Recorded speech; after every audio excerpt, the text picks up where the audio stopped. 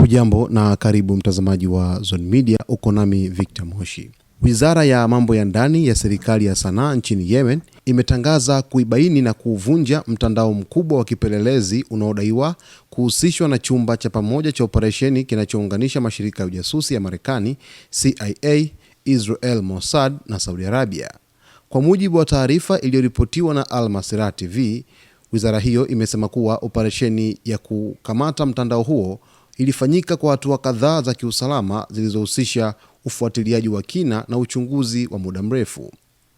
Taarifa hiyo imeeleza kuwa chumba hicho cha pamoja cha ujasusi kilikuwa kikifanya kazi kutoka ndani ya ardhi ya Saudi Arabia na kilikuwa kinasimamia uundwaji wa seli ndogondogo za kipelelezi zilizosambazwa katika maeneo mbalimbali ndani ya Yemen, huku zikiwa zinaongozwa moja kwa moja na makao yake makuu. Wizara pia imesema mtandao huo ulipatiwa vifaa vya kisasa vya ujasusi na ulitumika kufuatilia miundombinu muhimu ya nchi pamoja na kutafuta taarifa za maeneo ya kijeshi, kiusalama na maghala ya silaha, ikiwemo maeneo ya uzinduzi wa makombora ya kijeshi.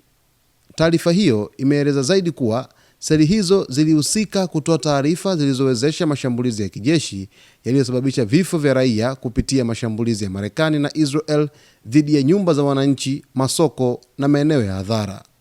Mtandao huu ulikuwa ukitoa taarifa za kuratibu ramani za maeneo ya huduma za kijamii ili kudhoofisha maslahi ya Yemen, taarifa ilisema. Aidha, wizara imebaini kuwa uundwaji wa mtandao huo ulihusisha na jitihada za kuishinikiza Yemen kusitisha msimamo wake wa kuiunga mkono Palestina, hasa katika kipindi ambacho kulikuwa kuna ongezeko la mvutano katika ukanda huo.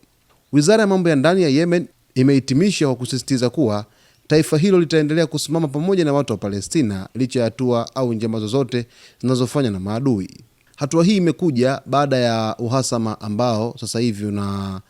unaendelea kati ya Saudi Arabia pamoja na Yemen, baada ya Saudi Arabia kuweza kufanya mashambulizi mpakani kabisa mwa taifa la Yemen, kiasi ambacho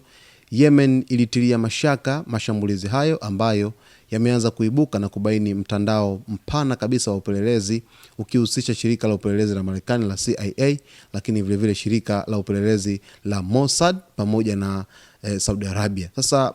nchi hizi tatu, Marekani, Israel pamoja na Saudi Arabia, zimekuwa kwenye mtafuto wa muda mrefu dhidi ya taifa la Yemen, ambapo lengo kubwa ni kuweza kuiangamiza serikali ya Wahouthi pale nchini Yemen, ili basi mwisho wa siku matishio ya kikanda yasiweze kutokea, kwa sababu Yemen imekuwa na ushirika mzuri zaidi na taifa la Iran, ambao wamekuwa kwenye misuguano ya muda mrefu na taifa la Marekani. Sasa basi, kutokana na hali kuweza kuendelea, taifa la Israel bado linaendelea kutumia mifumo mbalimbali ya kuweza kufanya ujasusi katika mataifa mbalimbali ya Kiarabu na Kiislamu katika ukanda wa Mashariki ya Kati, jambo ambalo serikali za nchi hizo zimeanza kufanya upelelezi ili kuweza kubaini mitandao ambayo imeweza kupenyezwa kwa usiri mkubwa ili kuweza kubaini namna gani ambavyo huwa siri zinatoka katika serikali zao. Mtazamaji wetu, kwa mengi zaidi